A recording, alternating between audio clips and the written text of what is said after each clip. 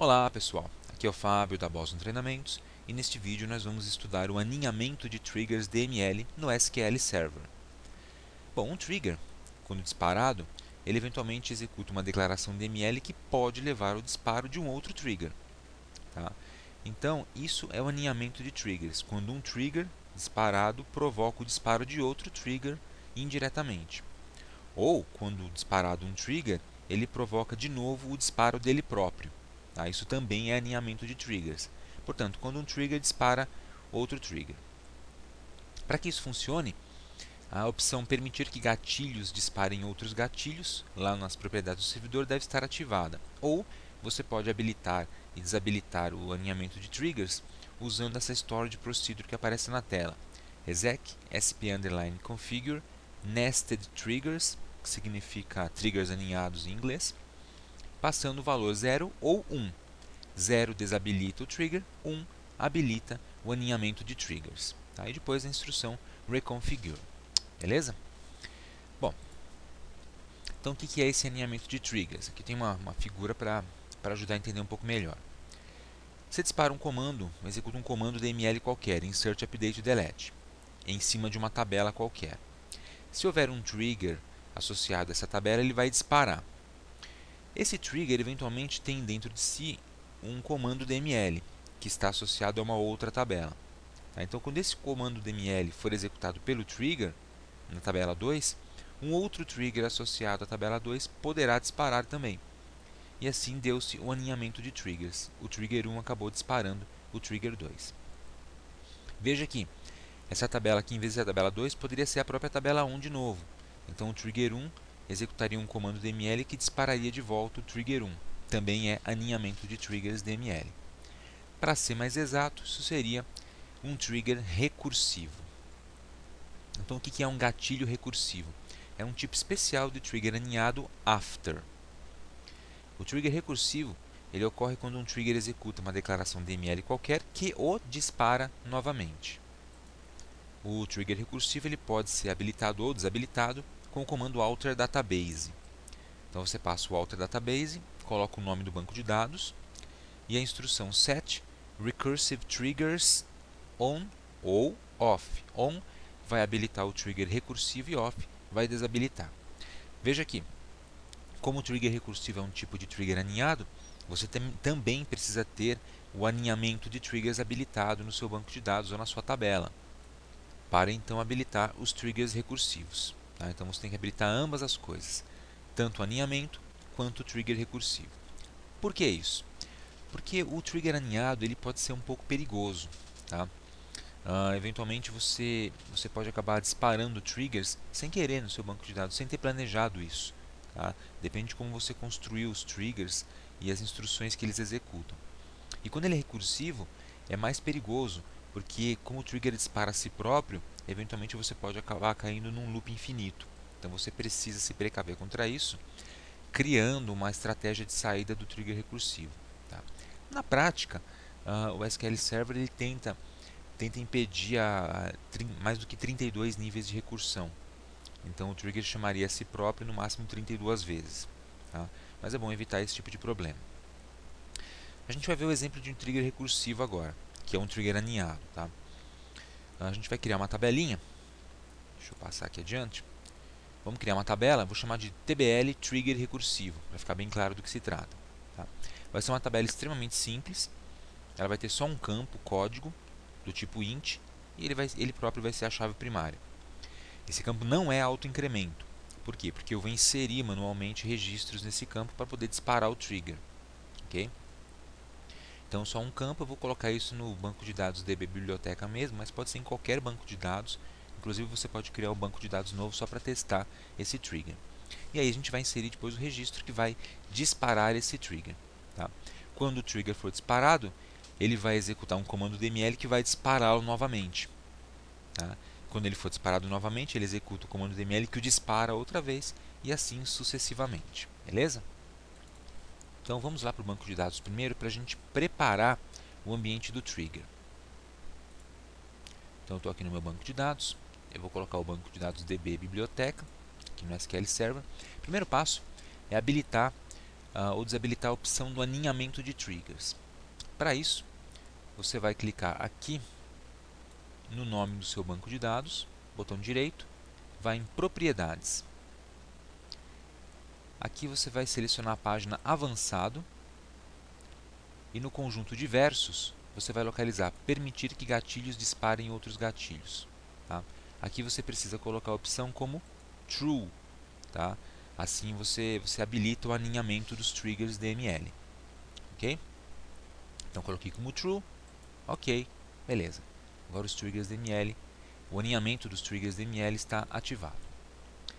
Agora eu vou ativar os triggers recursivos. Para isso eu vou utilizar o comando alter database. Eu vou especificar o banco de dados DB biblioteca. O que eu vou fazer nesse banco?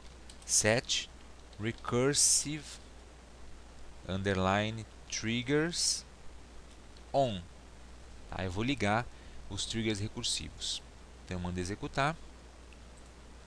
Comando concluído com êxito. Beleza. Agora os triggers recursivos, eles estão programados para funcionar nesse banco de dados. Tá? Próximo passo, eu vou criar agora a minha tabelinha no DB Biblioteca para a gente fazer os testes de triggers. Então eu vou dar um Create Table, vou chamar a tabela de TBL Trigger underline recursivo. Essa tabela vai ter um campo apenas, que eu vou chamar de código, do tipo inteiro, primary key. Beleza? Então vamos criar a tabelinha. Comando concluído com êxito. Tá? Eu vou verificar se a tabelinha existe no banco de dados agora. Eu vou dar um select nela. Select tudo. Select código from TBL trigger recursivo. Então, código from TBL, ele não aparece aqui, mas vai aparecer logo logo. Trigger recursivo. Vamos ver se existe. Isso, ó, existe a coluna código nessa tabela. Só que está em branco, não tem nada lá dentro.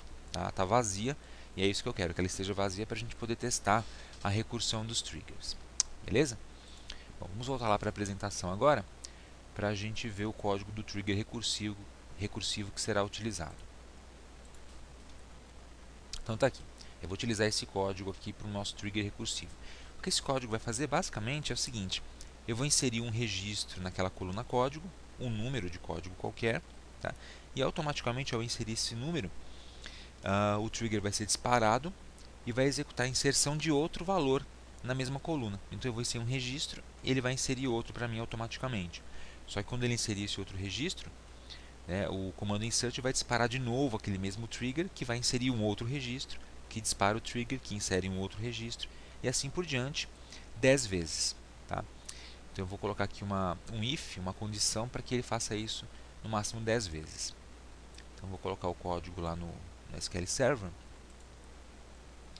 para a gente testar. Vou criar uma nova consulta aqui. Então vamos lá. Esse aqui é o código que vai fazer o nosso trabalho. Então create trigger, eu vou chamar ele de trigger underline rec, de recursivo, tá? On tbl trigger recursivo. Beleza? Ele vai ser um trigger do tipo after insert. Então ele vai trabalhar no comando dml insert. Ele vai ser disparado pelo insert. As, e aqui começa o código do trigger. Primeiro, eu declarei uma variável chamada @code. Então declare @code do tipo int. Vai ser a variável que vai guardar o código, que são aqueles números que vão aparecer na coluna de código. Depois eu dou um comando select @code igual max código, tá? From tbl trigger recursivo. Aqui eu preciso mudar o nome da tabela. tbl trigger recursivo. Agora já apareceu aqui embaixo tbl trigger recursivo. Beleza. Então o que faz esse comando select? Ele vai utilizar essa função agregada max para verificar qual o número de código maior que tem lá na minha tabela, na minha coluna. e vai atribuir esse número à variável @code. Para quê? Bom, como eu vou armazenar códigos sequenciais, o número mais alto, o máximo, vai ser sempre o último código que foi armazenado. Então, com a função dessa forma como foi escrita, eu consigo descobrir qual que é o último código que eu tenho armazenado na minha tabela. Ok? Isso é importante, porque como eu quero limitar o número de códigos que serão inseridos, eu preciso saber qual que é o último que está inserido, para verificar se eu devo inserir mais um ou não. E para isso eu vou utilizar um if. Então esse if faz um teste lógico bem simples. Eu verifico se o conteúdo da variável código é menor do que 10. Se for, então eu peço para ele inserir na tabela trigger recursivo um novo registro. Tá? Mas que novo registro é esse? Aí eu utilizo um select max código para ele pegar o número, o valor do último registro e somar 1. Então, por exemplo, se o último registro for o número 8, o select max código mais 1 vai retornar 8 mais 1 igual a 9 e vai inserir na tabela trigger recursivo esse valor, o valor 9. Tá? From tbl trigger recursivo. Aparece aqui. E aí eu dou um end. Vou colocar um else. Tá? O else é o seguinte: caso a variável @código seja igual ou maior ou igual a 10, no caso igual a 10, então em vez de inserir um novo registro, ele para e finaliza o trigger recursivo. Ele cai aqui na parte do else. Tá? E exibe essa mensagem na tela: trigger recursivo finalizado. Beleza? Espero que tenha ficado claro o que o programa vai fazer.